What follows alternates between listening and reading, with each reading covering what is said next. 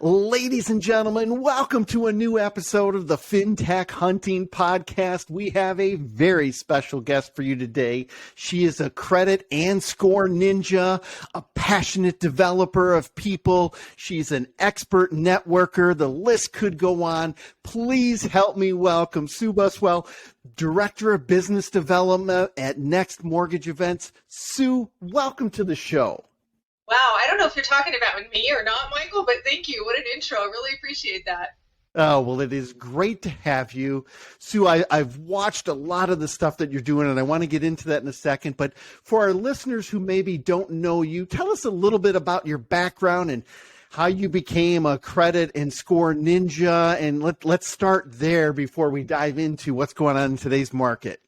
Well, I appreciate that opportunity. So, I was talking with someone recently. It's one of our Gen Z. So look for that on Sue Knows His Score, because we need to learn how to talk to those folks. And we're going to have a Gen X to Gen Z convo. But it really was at the tender age of 18. I started with the TransUnion Credit Bureau. Now, you really can't call yourself a credit and score ninja if you don't have some credit bureau background. So, I got it straight from one of the big three. I actually spent a few years working with Equifax as well, and the last 17 years of my career, I was really in credit resales with a reseller who's direct to mortgage companies for credit reports. So a little over 30 years, coming up on 40 in the mortgage credit space, and I still love it. Let's talk a little bit. You have such a wonderful background. I want to dive in for our listeners. Talk about today's market conditions and some of the things you're seeing as it relates to credit and score and borrowers being able to get into a home. Yeah, I think in today's market, and there's some other folks out in our space, you probably talked to them, who are talking about a credit-first strategy. I think it was too easy almost the last 2 years, right? We had record volume. Our industry had never seen borrowers looking for homes, looking for refinances at the levels they did at the last 2 years. So just like everything that's great, it's got to come to an end and readjust. And we're in that adjustment period. You know this, you've been in the industry a long time, 30-something years. I've seen it go up, go down, and change. But the one thing that has been constant is if you are not mindful of your credit, of your debt, and have some financial literacy, then it's going to be very difficult for you to get into a home loan. Things are better today. But we're seeing an underserved market movement. It's coming with some of the FHFA announcements about Vantage Score, credit invisibles. I've got family members, even though I'm a credit ninja, who are still credit invisibles. They just don't trust the system. And that's what I'm hearing from our Gen Zs and millennials. Don't make it so difficult. Teach me. Teach me. Well, that education and that teaching is absolutely critical. So I want to go into one thing. I think you're doing a fantastic job, and I want to compliment you because I'm seeing you out there now all of the time, but with one major difference than a lot of the people who are just publishing is you're always looking to add value and content. You're not just posting to post, and it's not just a picture with Sue and Mary and Bob and Jim, but you're actually providing valuable information. What kind of compelled you to start using social media and video to start getting the word out? So it was a combination of things. I have been a LinkedIn fan for many, many years, and I actually worked within my prior employer to help promote LinkedIn as a tool to, produce sales. That was where I worked for over 20 years, was in the sales space. Sales manager, mentor, trainer, coach. So a little bit of your background, we overlap in places. But my primary focus has been education, and I always worked, even back in that credit bureau back in Las Vegas. This is before we had an NMLS, right, folks? So way goes way out. I was teaching CEU courses for loan officers because they didn't understand. I taught people about FICO because FICO came out in our market and no one knew how it worked. And I just picked up the phone and went, FICO, do you have any training materials? I need to know this. And they're like, here, take it all. So I think for me, the social media is just a next step in that educational journey that I'm on. I feel like I've been fortunate. I was very blessed to be dropped into that credit bureau at 18 and to go through all of the lessons I learned there, to continue to have an opportunity to be a curious student and always say, I want to learn, help me understand that. Let me learn this. And that's what I've been able to do. I want to share that. So social media is the way to do it. And I've got, as much as I love LinkedIn, project this week is let's get out on Insta. Let's figure out how to do that. So that's my next step. Keep it going. I love that. And I want to dive a little bit deeper, right? Because you and I have been in the industry for a while. We'll just call ourselves veterans and we'll leave it at that. I like that. And what I hear a lot of times from executives who have a background like, I don't know if I want to get out there. I don't feel comfortable doing videos. I don't know what to share. What would you say, or how would you counsel those people? Yeah, I think that's a great one, because I had that same fear of what do I say and how do I make my audience, interested in what I'm saying. And I think the most interesting things, and I'm sure you experience this as well, is you may put out a post. Don't get hung up in your likes. Don't get hung up in that. Engage with the comments. Or if you feel like someone's not engaging in the comments, comment to someone that you know typically engages in comments, because that will start a conversation. But post about what you know and what you're passionate about. I've been doing it, since November. November brought mortgage layoffs to my door, and I said, what am I going to do next? And I said, I'm going to start this Sue Knows a Score. I have all of this information. I want to share it. I want to get it out there. Be consistent, be clear in your messaging, and talk about what you know. You just gave a ton of great tips right there. I hope people are taking notes. I think the one that I totally resonate with, all of the points you made, but really that consistency of putting content out there of things that you know. And like you said, don't get all caught up in the likes. I mean, I can't tell you how many times that I try to create the perfect post and it's crickets. And then I'm like, oh, I only got 5 or 10 minutes. I got to get this out very quick today. Yeah. People are like, oh, it was like you were talking directly to me. And I get all the comments. So consistency wins the day, because I don't have a crystal ball. I don't know what's going to truly resonate. You don't know what's truly going to resonate. But if we're passionate and we keep putting and we're sharing information, right, good things happen from that. And that's why I've seen you totally explode since November. Yeah, it's been a lot. Yeah. That is so why I wanted to have you on the show, is because you're a perfect example of someone who has said, you know what, I've been in the industry a number of years. I have a lot to share. And you weren't afraid to start putting it out there. And now I watch your comments and people are like, oh, wow, I didn't know that. I've been in the industry 5 years. I've been in the industry 10 years. Sue, thank you for sharing that. And so I want to compliment you on that and tell people, if you're not following Sue, go follow Sue. She's got a lot of great content. One of the other things I hear from executives, well, Michael, if I share all the stuff that I know, why are they ever going to need to do business with me? Wow. So totally the wrong thought process, and I'm going to tell you why.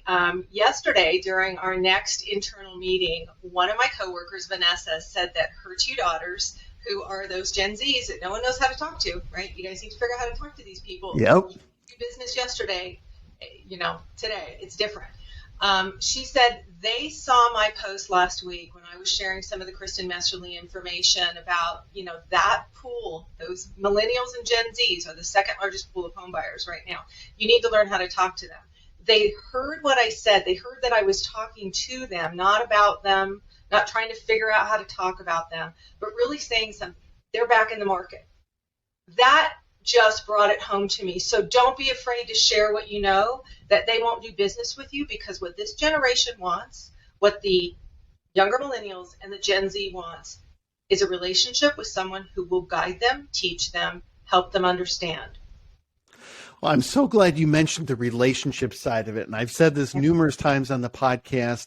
For far too long, the mortgage industry has been very transaction focused. Get the Smith file in, get the Smith file out, get the Jones file in, get the Jones file out.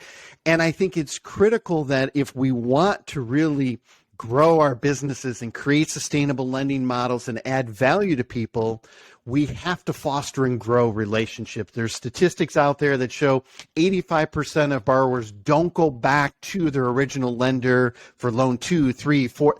That's terrible. That's crazy. That's crazy. I mean, you think about it this way. Do you always shop at the same grocery store? 9 times out of 10, don't you choose to go to the one that you know and it's comfortable and you know the floor plan, you know how to get your stuff quickly, right? That's what we do. We're creatures of habit. Our industry has not done a good job of creating that familiarity to make our buyers creatures of habit to continue to come to our storefront, whether it's digital or it's brick and mortar. And what I was saying about teach me, show me, help me understand, that's every generation. When I look at what people go to, they are looking for someone they feel like they can trust.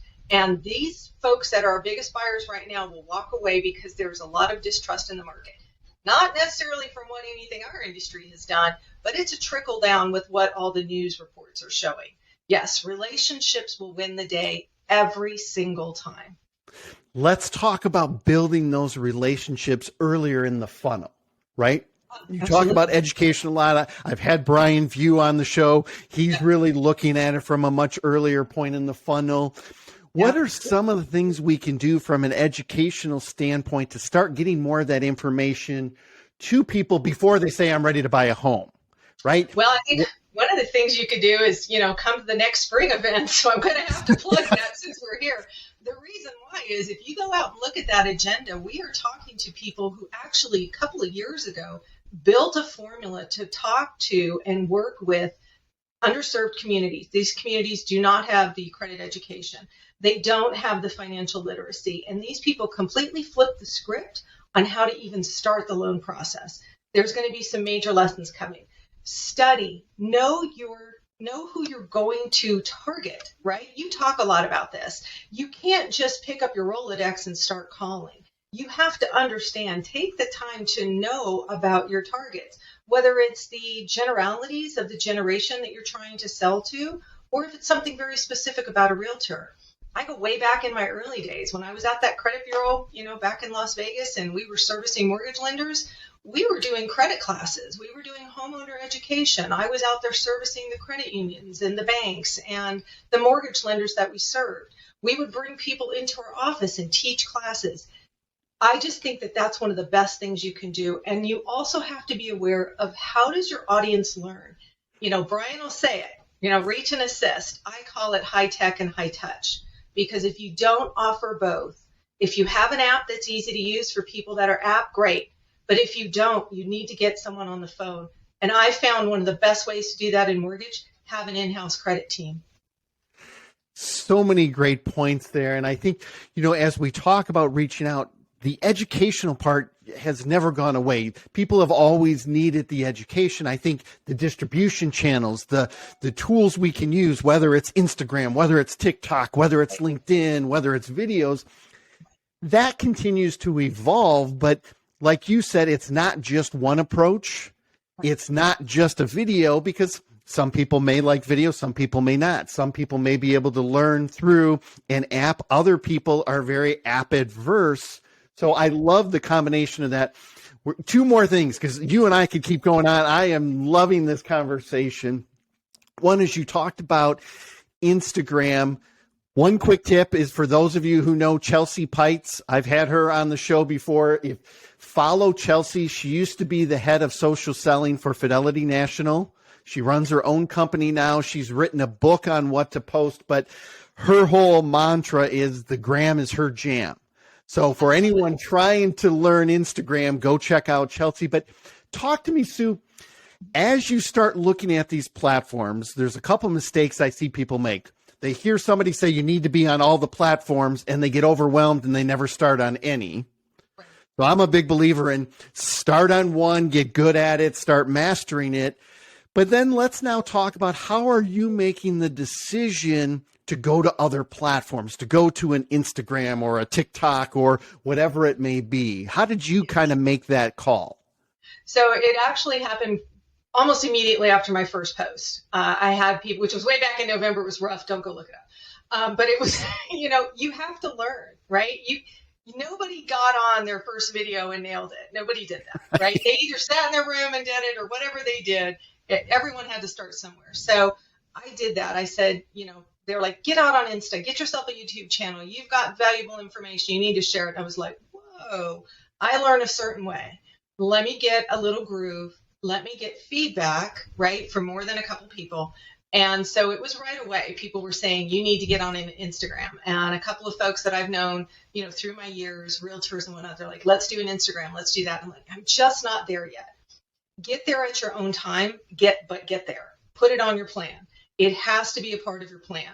So there was actually someone that I follow who dropped a challenge, a call to action last week to mortgage lenders who are wanting to work with Gen Z. And that was get on Instagram. And I was talking to her yesterday and I said, Friday I will be on Instagram. It might kill me, but it's going to happen.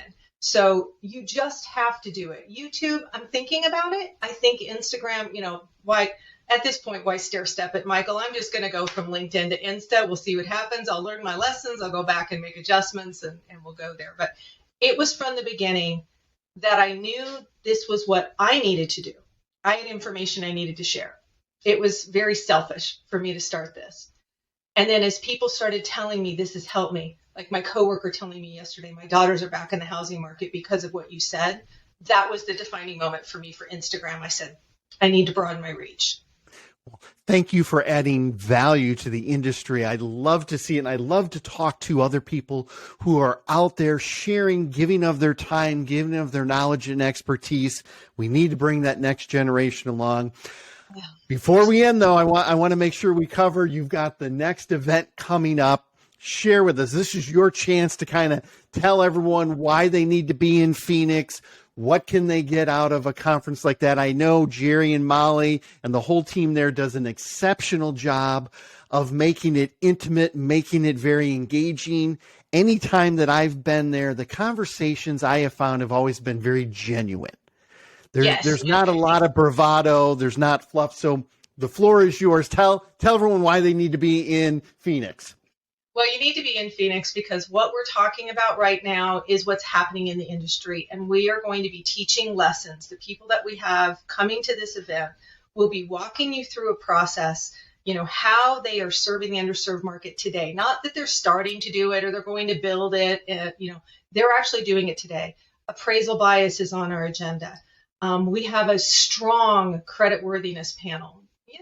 Sue knows the score had to have some credit stuff in there, and I can't take credit for that. That was Molly and Jerry. But talking about credit in a real way, right? So we've got people coming from Credit Expert. We have Form Free on that panel. We have got a couple of lenders on that panel.